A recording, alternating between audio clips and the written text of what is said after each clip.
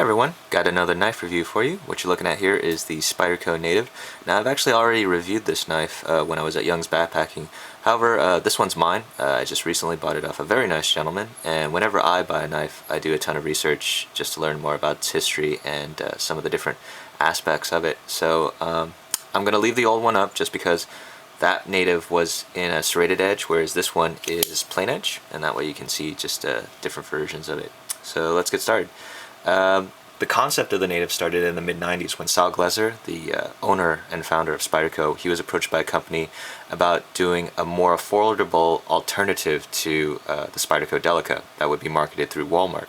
So Sal went to work, did his research, asked a ton of people what they wanted in a knife, and he incorporated certain aspects based on public opinion into his design. For example, a lot of people wanted a knife that didn't have the hump, like this little thumb ramp here on the back of the knife. And also, even though he considered having the blade in a full flat grind, a lot of people actually like this aggressive grind with the swedge here on the back and this really aggressive just look to it. So he left that. Another thing that he added was he put this really generous choil right here right behind the blade that allows you to really choke up and have added security of your hand not slipping up onto the blade. So it's really very well thought out, well designed, ergonomic design. The name Native actually came from the name Native American, just because when the Native first came out, the Series 1, the concept was for this knife to be completely made in Golden, Colorado, or at least in the United States. So at the same time, he didn't want to use the concept of Native American without making some sort of compensation. So what he did was they set up a percentage of the knives to be sent to the Native American Foundation in Denver when they put this knife into production. And I think within the first few years of this knife being put out, they sent about $5,000 to the foundation. So it's really nice to see that Spyderco is culturally conscious. It's one of the many reasons why it's my favorite knife company. Just read more about them. I'm just blown away about their different charity and contribution work. So anyways, back to the knife. There are 4 series of Native actually, and according to the 2010 Spyderco catalog, which you'll see here, only the Series 1, which is the Native Lightweight, is put out right now. The other 3 series are not. Series 2 Native is in stainless steel with stainless steel handle, and Series 3 is also an FRN handle. However, whereas this has a flat handle, as you can see it's a flat profile, the Native 3 actually has a more contoured handle that actually feels more comfortable in hand, but at the same time it's going to be bulkier to carry. And the Native 3, instead of having a solid clip, it has a wire clip. The Native 4 is a more expensive version. The handle is in carbon fiber and it has a full flat ground blade versus this aggressive grind right here.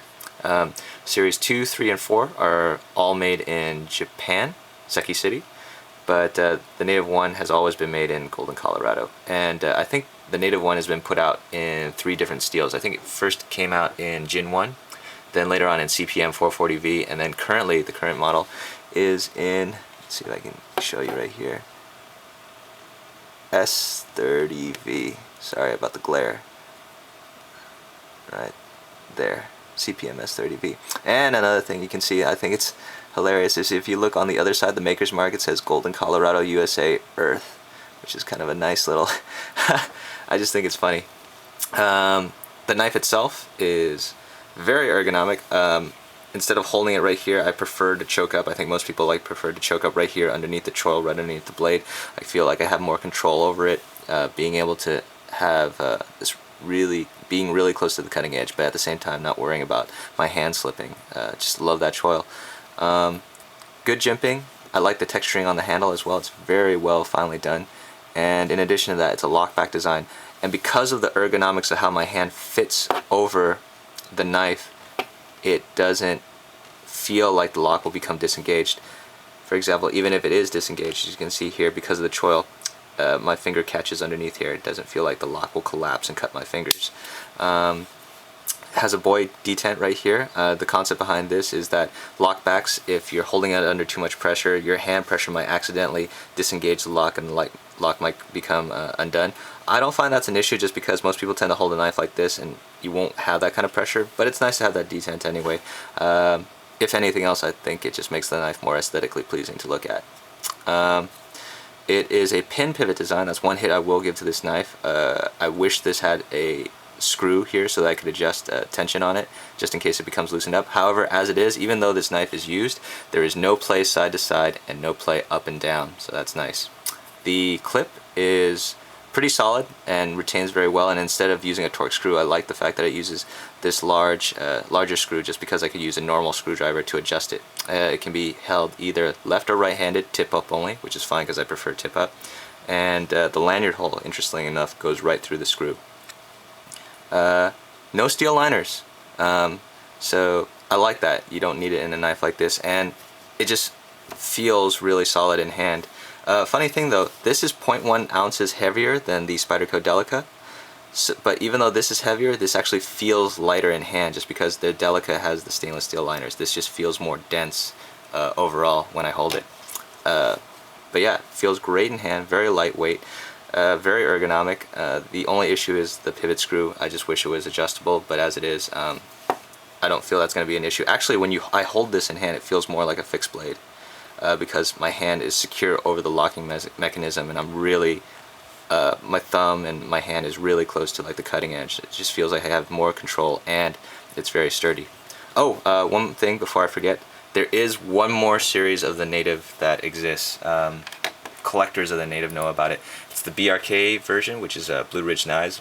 What happened was, originally Camelus was going to put together the Native and put it out through Walmart, but because of different factors that deal didn't go through, and what happened was Spyderco just took the molds and took it back to their Golden facility and just started making them themselves. A distributor called Blue Ridge Knives, what they did was they took all the Camelus made blades and lock springs and different parts, and then they put it together themselves. Now, I said before, the Native originally was intended to be an affordable alternative to the Delica, and the original blades were in 440A steel, which isn't the greatest, and Blue Ridge Knives assembled them and they put it out, and even if you look, it'll say like Golden Colorado, it'll say Spyderco on it. So collectors, even to be kind, will say that it's not the best quality knife in the world. So I mean, unless you're a collector, you wouldn't want to get that. You would want to get this lightweight in the S30V. So be really wary when you're buying online. A lot of distributors don't know about knives. They'll probably just get the knives and then just copy and paste the information and put it up. So you want to do your homework. Or some unscrupulous distributors will try to pass off the BRK version as the legitimate article from Spyderco, but it's not. Now, the easiest way to tell is if you look here. On the jimping here, there are 6 cutouts on the spine. On the BRK version, there are 8 cutouts. There are a lot of other little subtle differences, but that's probably the easiest way to tell, is just to look and count the different cutouts on the jimping. So 6 on the legitimate one, 8 on the BRK version. So that's just something to look out for and be wary about. Really like this knife. Feels just great in hand. I wish I could explain how it works and how it feels. Sorry. And actually, while I'm here, let me just describe how a lockback works.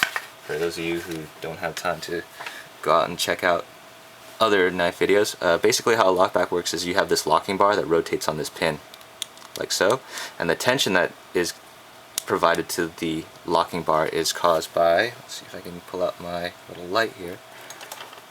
See this little silver bar right here?